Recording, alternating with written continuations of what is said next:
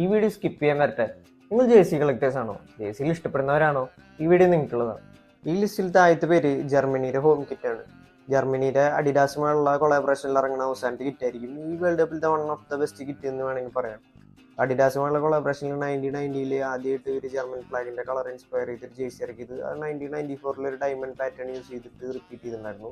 2014 champions ആയ സമയത്ത് ഒരു വി ഷേപ്പിലുള്ള ഒരു ഗ്രാഫിക്സ് ആണ് അഡിഡാസ് യൂസ് ചെയ്തിട്ടുണ്ടായിരുന്നത്. ഇതൊക്കെ ഇൻസ്പയർ ചെയ്തുകൊണ്ടാണ് 2026 വേൾഡ് കപ്പിൽ ഈ ജേഴ്സി റിലീസ് ചെയ്തിരിക്കുന്നത്. ഈ ലിസ്റ്റിൽ അടുത്തുള്ളത് മെക്സിക്കോന്റെ തേർഡ് കിറ്റ് ആണ്.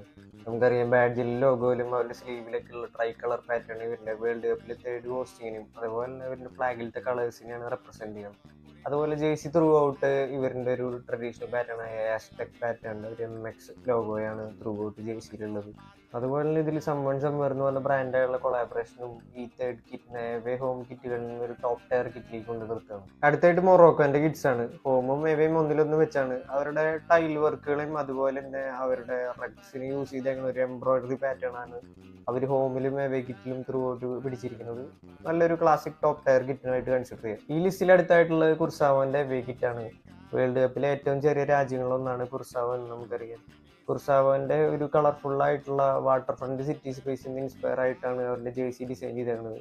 ബോൾഡ്, പിങ്ക്, ടർക്കോയ്സ്, ഓറഞ്ച് എന്നീ ആക്സെന്റുകൾ യൂസ് ചെയ്തുകൊണ്ടാണ് അവരുടെ സ്ലീവ്സും അതുപോലെ ലോഗോസും കാര്യങ്ങളൊക്കെ അതിൽ ഡിസൈൻ ചെയ്തത്. ഈ ലിസ്റ്റിൽ അടുത്തായിട്ടുള്ള ബെൽജിയത്തിന്റെ എവേ കിറ്റാണ്.